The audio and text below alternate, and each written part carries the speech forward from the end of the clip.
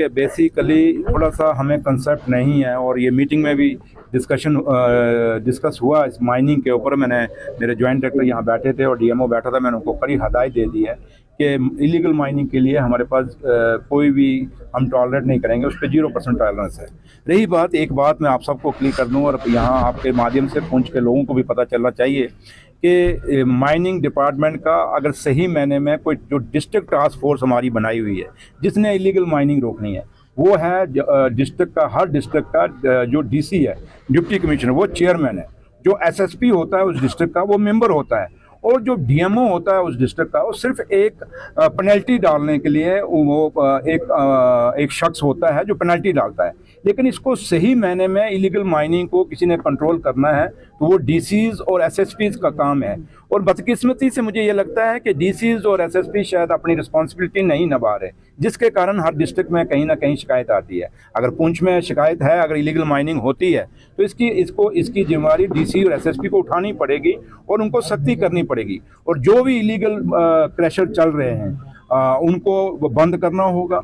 जो भी क्रैशर जिन्होंने सीएलयू सिर्फ 1.5 कनाल का लिया हुआ है और 34 कनाल पे कब्जा किया हुआ है शहर पुंछ के अंदर, उस पर भी उनको एक्शन लेना होगा। ऐसे जो भी क्रैशर जिनके पास ईसी नहीं है, डॉक्यूमेंट्स पूरे नहीं हैं, उनको बंद करें।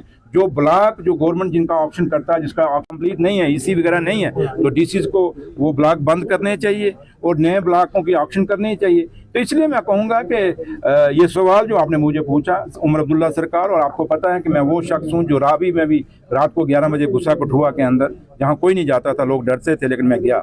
अपनी तरफ से मेरी जितनी कोशिश हो सकती है मैं करता हूँ, लेकिन रोकनी मैंने नहीं है, ये डीसी और एसएसपी ने रोकनी है। और इसमें सबसे बड़ा रोल जो है डीसी और एसएसपी का है। हाँ, उनको अगर डीसी और एसएसपी जो हैं डिस्ट्रिक्ट के, अगर इनको कोई प्रॉब्लम आती है कि माइनिंग जो गाइडलाइन है, माइनिंग के जो रूल्स हैं, अगर उसमें कोई बदलाव करना है, वो मेरे से शेयर करें, हम उसमें बदलाव ले आएंगे। बट आज तक किसी भी डीसी एसएसपी ने मुझे नहीं कहा कि, या उन्होंने कोई सजेशन या कोई चिट्ठी या पत्र नहीं लिखा कि हमें ये चीज़ें रुकावटें हैं, ये पॉलिसी में कोई चेंजिंग लाइए। तो लिहाजा मैं आपके माध्यम से, अगर पुंछ में इलीगल माइनिंग हो रही है तो मैं डीसी पुंछ को कहूँगा और एसएसपी पुंछ को कहूँगा कि आप खाली फोटो खिंचाने से कुछ नहीं होगा, सड़कों पे खड़े होने से कुछ नहीं होगा, आपको काम करना होगा। और काम तभी होगा जब आप इलीगल कामों को रोकेंगे, चाहे वो इलीगल माइनिंग हो, चाहे वो नशों का हो, या किसी तरीके का भी जो काम इलीगल यहाँ डिस्ट्रिक्टों में होता है, उसका सबसे बड़ी जिम्मेदारी ये डीसीज की है। और दूसरी, जैसे मैं अभी पुंछ में अभी रिव्यू मीटिंग ले रहा था पीडब्ल्यूडी डिपार्टमेंट की,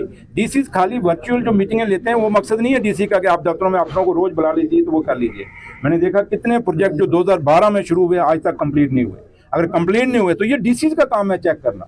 हमने तो आज मैं रिव्यू मीटिंग में रो रही तो यहाँ नहीं आ सकता डीसी पुंछ हेडक्वार्टर पे, तो ये डीसीज का काम है। और डीसी को ये ऑन ग्राउंड जाके चेक करना चाहिए कौन से काम की क्या प्रोग्रेस है, और अगर कोई क्वालिटी में कहीं फर्क है तो डीसीज को खुद जाके चेक कराना चाहिए। उनके पास फील्ड स्टाफ है, उसको भेज के चेक कराना चाहिए। यहाँ भी कोई खामी आती है उसके खिलाफ डीसी एक्शन लें, हम उनके साथ हैं, लेकिन जो मैक्सिमम कंट्रोल करना है वो डिप्टी कमिश्नर के हाथ में है। और उसमें ऑनरेबल एमएलए अकरम साहब भी मेरे साथ हैं, चेयरपर्सन मैडम भी मेरे साथ हैं, और आज़ाद साहब तो नहीं आ सकते आपको पता है, और ऑनरेबल मिनिस्टर जो हैं मैंडर के जावेद राणा साहब, वो तो हम वहाँ सेक्रेटरी में रोज़ ही मिलते हैं, रोज़ ही बात होती है, डिस्कशन चलती हैं जो मसले हैं।